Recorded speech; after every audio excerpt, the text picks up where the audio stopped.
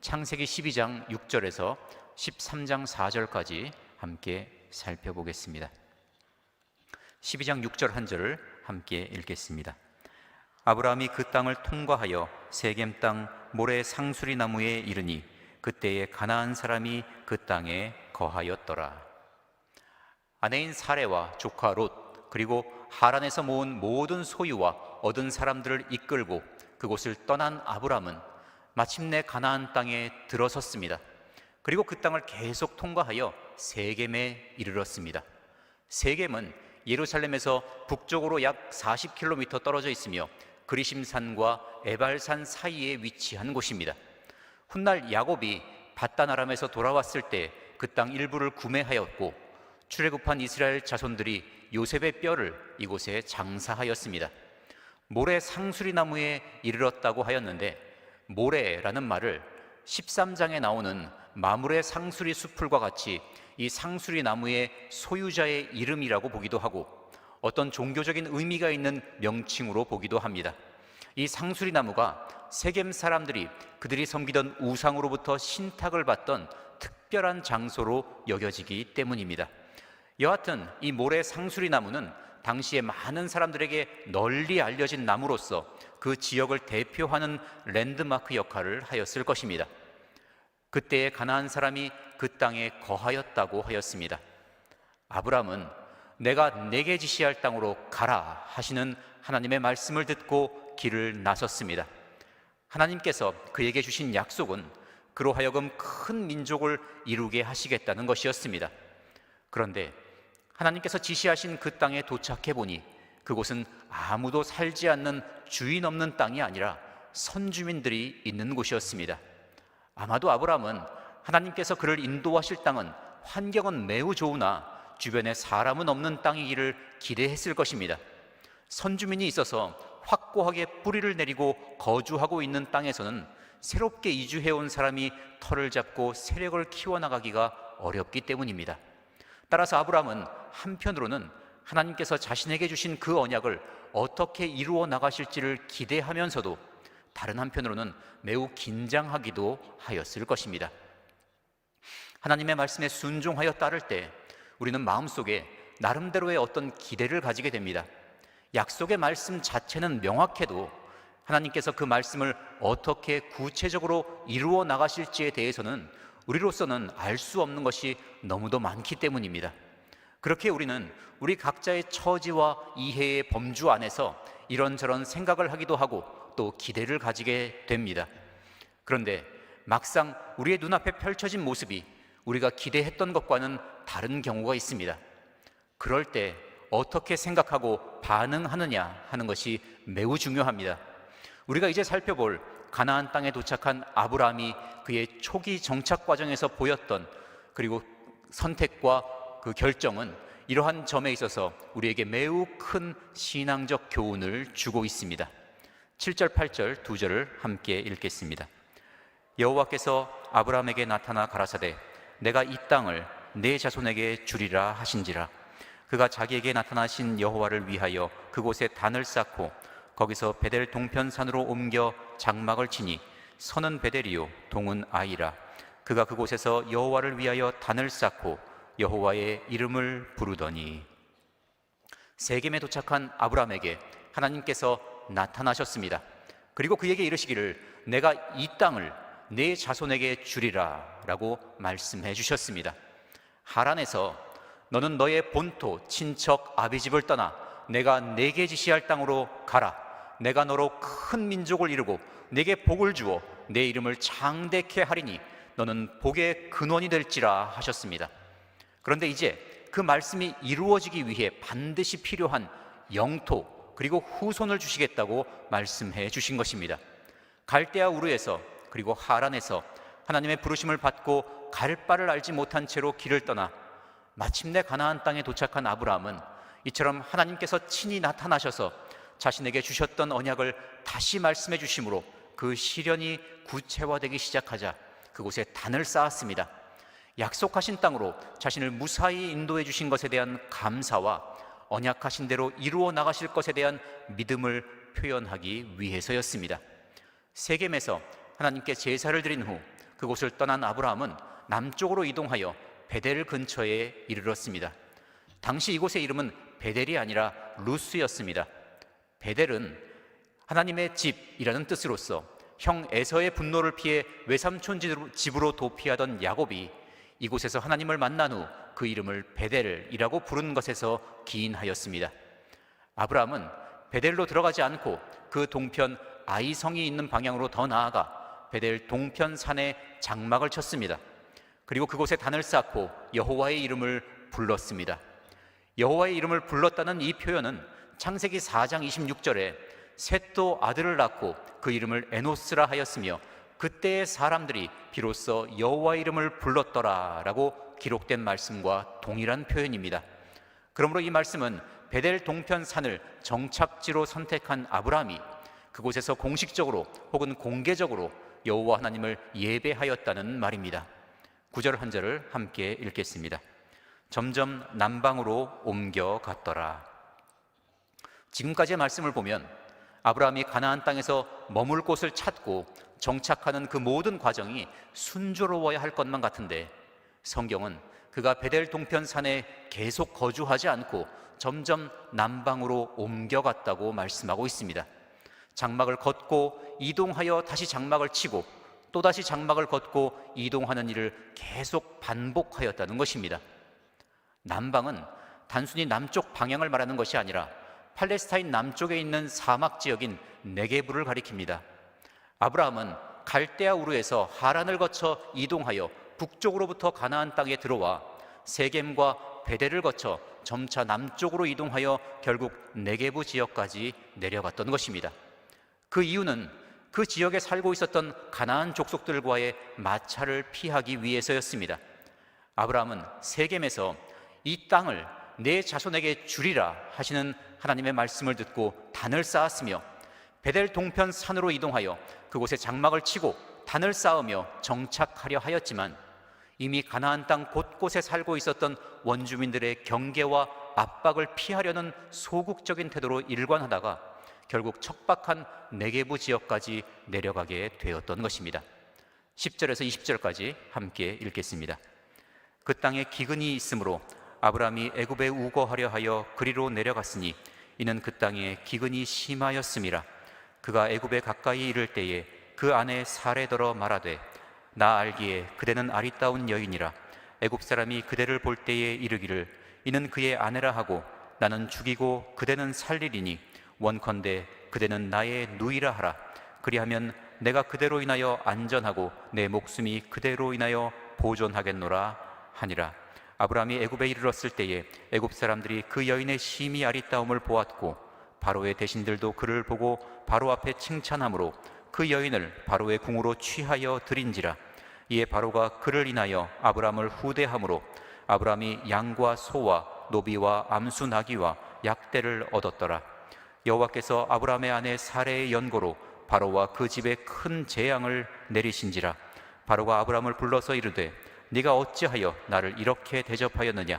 네가 어찌하여 그를 내 아내라고 내게 고하지 아니하였느냐? 네가 어찌 그를 누이라 하여 나로 그를 취하여 아내를 삼게 하였느냐? 내 아내가 여기 있으니 이제 데려가라 하고 바로가 사람들에게 그의 일을 명하매 그들이 그 아내와 그 모든 소유를 보내었더라. 팔레스타인은 샘이나 강이 많은 지역이 아니며 기후는 건기와 우기로 구분됩니다. 따라서 우기인 겨울철에 비가 적게 오면 그 다음 해에 기근이 되는 경우가 많았습니다. 거기에 기근이 심하였음이라 하였으니 그 해에는 그 피해가 매우 컸을 것입니다. 게다가 당시 아브라함이 거주하고 있었던 남방, 즉 네게부는 원래부터 거칠고 메마른 지역이었으며 사막 지역에 가까웠습니다. 따라서 유목 생활을 하며 많은 가축을 소유하고 있었던 아브라함에게 이 가뭄은 생존을 위협하는 큰 위기였습니다. 고심하던 아브라함은 애굽으로 피신하기로 결정을 내렸습니다. 애굽 지역에는 가뭄이 닥치지 않았거나 항상 풍부한 수량을 유지하는 나일강으로 인해 가뭄의 영향이 적었을 것이라고 판단했던 것입니다. 그런데 애굽에 점차 가까워지자 아브라함에게 고민거리가 생겼습니다. 그것은 과연 애굽 사람들이 자신을 쉽게 받아들여 줄 것인지 여부에 대한 것이었습니다. 애굽에 내려가는 것은 가나안 땅에서 정착지를 찾던 것과는 달리 그저 가뭄이 끝날 때까지 잠시 머물기 위해서였지만, 이미 가나안 원주민들이 보여준 낯선 이주민에 대한 배타적인 태도를 경험했던 그로서는 걱정을 하지 않을 수 없었던 것입니다. 애굽 사람들에게 자신을 공격할 그 어떠한 구실도 주지 않기 위해 이것저것을 살피던 그는 아내인 사레를 보았습니다. 그러자 애굽 사람들이 그녀를 빼앗기 위해 자신을 죽일 수도 있다는 생각을 하게 되었습니다. 아브람보다 10살이 어렸으므로 당시 사레의 나이는 최소한 65세 이상이었습니다.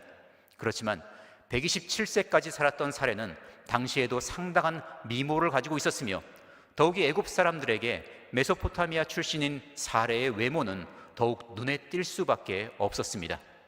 그리하여 아브라함은 사레에게 이렇게 말하였습니다.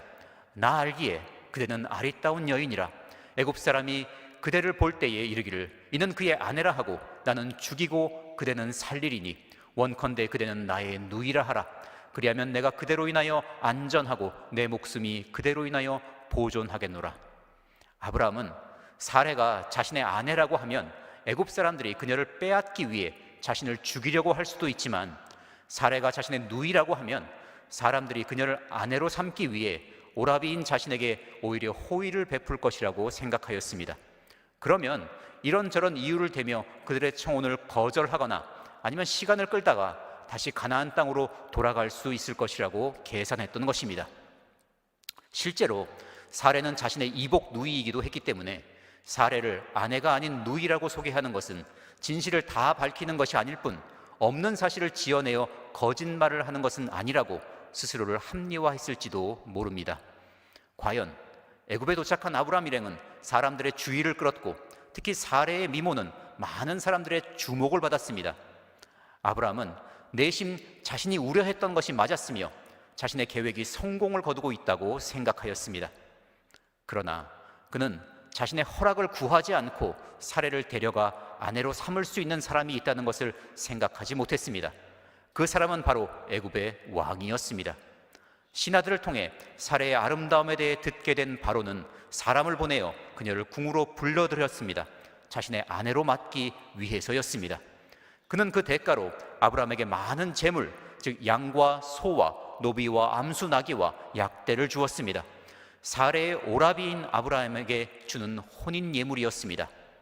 아브라함은 다른 사람도 아닌 애굽의 왕 바로가 사람을 보내어 사레를 자신의 아내로 맞이하겠다고 하자 거절할 수 있는 현실적인 방법이 없었을 뿐만 아니라 명분도 찾을 수가 없었습니다.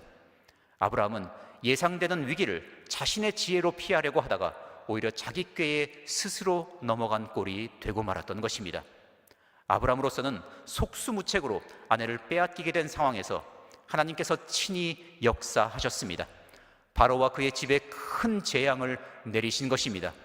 이 재앙이 무엇인지, 그리고 바로가 이 재앙이 사레를 궁으로 불러들인 것 때문이라는 사실을 어떻게 알았는지는 기록되어 있지 않습니다. 아마도 그들의 경험과 지식으로는 도저히 이해할 수 없는 어떤 질병이었을 가능성이 있습니다. 여하튼 하나님께서 바로와 그의 집에 재앙을 내리신 목적이 분명했기 때문에 그 이유를 알 수 있게 섭리하셨을 것입니다. 모든 사실을 알게 된 바로는 아브라함을 불러들였습니다. 그리고 네가 어찌하여 나를 이렇게 대접하였느냐? 네가 어찌하여 그를 내 아내라고 내게 고하지 아니하였느냐? 네가 어찌 그를 누이라 하여 나로 그를 취하여 아내를 삼게 하였느냐? 내 아내가 여기 있으니 이제 데려가라 라며 어찌하여 라는 말을 3번이나 반복하면서 그를 책망하였습니다. 그리고 사레를 돌려주며 그녀를 데리고 애굽을 떠나라고 요구하였습니다. 그런 후 자신의 신하들에게 명령하여 아브라함이 사레와 그의 모든 소유를 가지고 애굽을 떠나갈 수 있도록 조치하였습니다.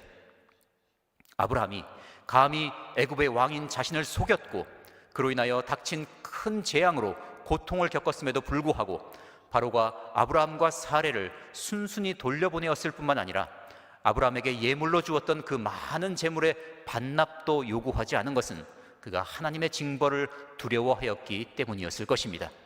13장 1절에서 4절까지 함께 읽겠습니다. 아브라함이 애굽에서 나올새 그와 그 아내와 모든 소유며 롯도 함께하여 남방으로 올라가니 아브라함에게 육축과 은금이 풍부하였더라. 그가 남방에서부터 발행하여 베델에 이르며 베델과 아이 사이 전에 장막 쳤던 곳에 이르니 그가 처음으로 단을 쌓은 곳이라. 그가 거기서 여호와의 이름을 불렀더라. 애굽에서 나올 때 아브라함의 제사는 바로에게 받은 노비와 양과 소, 나귀와 약대로 인하여 애굽으로 내려갈 때보다 훨씬 더 늘어나 있었습니다. 아브라함은 남방, 즉 그가 애굽으로 내려가기 직전에 거주했었던 네게부 지역으로 돌아왔습니다. 그러나 그는 그곳에 오래 머물지 않고 계속 북상하여 베델과 아이 사이 전에 장막 쳤던 곳에 이르렀습니다. 그가 네게부 지역에 더 머물지 않고 북상한 이유는 더 많아진 가축과 노비 등으로 인하여 척박한 남방에서는 더 이상 머물 수가 없었기 때문이었을 것입니다. 그러나 굳이 베델과 아이 사이 전에 장막 쳤던 곳까지 올라간 것은 그곳에 단을 쌓고 하나님을 예배하기 위해서였습니다. 4절 말씀에 베델과 아이 사이 전에 장막 쳤던 곳을 그가 처음으로 단을 쌓은 곳이라고 하였습니다. 그런데 사실 아브라함이 처음으로 단을 쌓은 곳은 세겜이었고 지금 단을 쌓은 베델 동편산은 그가 두 번째로 단을 쌓았던 곳입니다. 그럼에도 불구하고 이곳을 그가 처음으로 단을 쌓은 곳이라고 말씀한 이유를 장막과 여호와의 이름을 불렀다는 말씀에서 찾을 수 있습니다. 세겜에서 쌓았던 단은 마침내 언약의 땅에 이르게 된 것을 감사하고 하나님께서 그에게 나타나신 것을 기념하기 위하여 세운 것이지만 베델과 아이 사이 곧 베델 동편산에 쌓은 단은 아브라함이 하나님께서 그에게 주시겠다고 약속하신 가나안 땅에서 처음으로 거주하기 위한 목적으로 장막을 세우고 그곳에서 하나님의 이름을 부르기 위해, 즉 하나님을 예배하는 삶을 살기 위하여 쌓은 단이었기 때문입니다. 애굽에서 나온 아브라함이 그가 처음으로 단을 쌓고 하나님을 예배했던 곳에 다시 올라와 단을 쌓고 하나님의 이름을 부른 것은 그가 그곳에 머물지 못하고 남방으로 내려가다가 결국 애굽까지 내려간 일을 회개하고 약속의 땅 가나안에서 처음으로 자리를 잡고 하나님을 예배했던 그때의 마음, 그때의 신앙을 회복하여 다시금 새롭게 출발하기 위해서였습니다. 아브라함은 하나님의 부르심에 순종하여 목적지도 모르는 상태에서 길을 나섰습니다. 하루하루 하나님의 인도하심을 구하는 여정이었습니다. 그리하여 그는 마침내 가나안 땅에 도착하였습니다. 사실 세겜 땅 모래 상수리 나무에서 하나님께서 그에게 나타나실 때까지 그는 그곳이 하나님께서 그에게 주실 바로 그 땅이라는 것을 몰랐을 것입니다. 내가 이 땅을 내 자손에게 주리라는 말씀을 들은 아브라함은 마침내 자신의 여행이 끝나고 정착 생활이 시작되었다고 생각하였습니다. 기뻐하며 하나님께 감사하고 하나님을 예배하였습니다. 그런데 가나안 땅에 정착하는 일은 그리 만만하지 않았습니다. 그 땅 곳곳에 이미 자리를 잡고 있는 가나안 족속들이 경계심을 가지고 그를 배타하였기 때문입니다. 결국 그는 베델 동편산에 계속 머물지 못하고 다른 곳을 찾아 이동할 수밖에 없었습니다. 그렇게 한 번, 두 번 장막을 옮기던 그는 결국 가나안 땅에서 사람이 살 수 있는 경계인 남방에까지 내려가게 되었습니다. 그리고 그곳에서 가뭄을 만난 그는 애굽으로 향했습니다.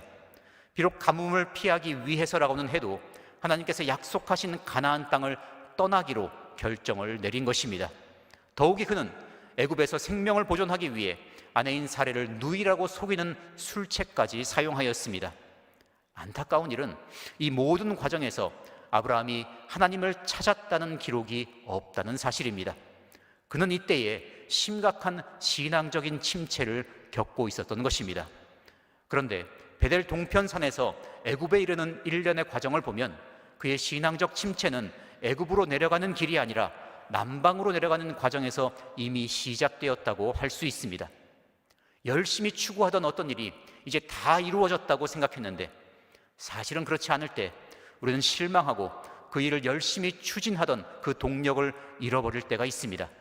아브라함 역시 세겜에서 하나님을 만나게 되자 이제 고생은 끝나고 복받을 일만 남았다고 생각했는데 막상 정착할 만한 곳을 찾았다가 실패하고 그것을 떠나 다시 새롭게 정착지를 찾는 일이 반복되자 신앙적인 침체가 시작되었으며 그러면서 결국 남방에까지 내려가게 되었던 것입니다. 그렇기에 가뭄이 닥치자 역시 하나님께 묻지 않고 애굽으로 피신하기로 결정했고, 그러다 보니 자기 목숨을 보존하기 위해 아내를 누이라고 속이는 일까지 하게 되었던 것입니다. 신앙의 침체는 어떤 감당할 수 없을 정도로 힘들고 어려운 일이 닥쳤을 때 시작되는 것이 아니라 이미 그 전에 시작되는 경우가 많습니다. 이러한 사실은 아브라함이 점점 남방으로 옮겨갔더라 하신 말씀에 그가 단을 쌓았다는 말씀이 없는 것을 통해 알 수 있습니다. 남방으로 옮겨가는 과정에서 단을 쌓는 일, 즉 하나님을 예배하는 일, 섬기는 일을 소홀히 하였기에 가뭄이라는 큰 문제가 다가왔을 때 역시 하나님을 찾지 않고 자기 생각대로 결정을 내렸던 것입니다. 우리는 오늘 본문에 기록된 아브라함의 여정에서 교훈을 얻어야 합니다. 그 교훈은 하나님의 은혜에 대한 감사와 감격, 그리고 예배로 시작한 신앙생활을 어떠한 상황의 변화에도 지속해 나가야 한다는 것입니다. 특히 어떤 일이 우리의 기대와 뜻대로 풀려나가지 않을 때 하나님을 예배하는 일에서 물러서지 않아야 합니다. 그리할 때 매 순간 하나님을 의지하며 하나님의 판단과 도우심을 구할 수 있고 우리의 신앙을 견고히 그리고 일관되게 유지해 나갈 수 있으며, 가뭄과 같은 큰 문제를 만났을 때 더욱 하나님을 의지하며 올바른 방법으로 대처해 나갈 수 있게 되기 때문입니다. 그리고 그 교훈은 하나님의 약속의 말씀을 늘 기억하고 믿음으로 그 말씀을 붙드는 것입니다. 아브라함에게 그 약속은 내가 이 땅을 내 자손에게 주리라는 말씀이었습니다. 우리에게 그 약속은 무엇이든지 기도하고 구하는 것은 받은 줄로 믿으라. 그리하면 너희에게 그대로 되리라 하신 말씀이며, 이것을 너희에게 이름은 너희로 내 안에서 평안을 누리게 하려 함이라. 세상에서는 너희가 환난을 당하나 담대하라. 내가 세상을 이기었노라와 같은 말씀들입니다. 사실은 여기 성경 전체가 우리에게 주시는 하나님의 약속의 말씀입니다. 중요한 것은 우리가 상황으로 말씀을 보지 않고 말씀으로 상황을 보는 것입니다. 그리할 때 하나님의 약속은 얼마든지 그리스도 안에서 예가 되니 그런즉 그로 말미암아 우리가 아멘하여 하나님께 영광을 돌리게 되느니라 라는 말씀이 우리의 개인적인 고백이 될 것입니다. 한 가지 더 우리가 기억해야 할 것이 있습니다. 그것은 아브라함을 향한 하나님의 배려와 인내입니다. 오늘 본문은 하나님의 부르심에 순종함으로써 시작한 아브라함의 신앙 인생에서 첫 번째의 좌절과 실패를 담고 있습니다. 그는 자신의 약하고 부족한 모습을 그대로 드러내었습니다. 그러나 하나님께서는 그를 책망하거나 벌을 주지 않으셨습니다. 오히려 그가 감당치 못할 지경이 되었을 때 친히 개입하셔서 그를 도우셨습니다. 전화위복으로 만들어 주셨습니다. 그럼으로써 아브라함이 깨닫고 발전할 수 있는 기회를 제공해 주셨습니다. 하나님께서는 아브라함에게 베푸셨던 배려와 인내를 성도 여러분에게도 동일하게 베풀어 주십니다. 예수 그리스도를 믿는 성도 여러분은 그 믿음 안에서 아브라함의 자손이고 그와 함께 복을 받는 사람들이기 때문입니다. 그러므로 좌절과 실패로 인하여 뒤로 물러서지 마십시오. 더욱 하나님을 의지하십시오. 그리하여 돌보시고 회복시키시는 하나님의 은혜를 더욱 풍성히 체험하시기를 축원합니다. 기도하겠습니다.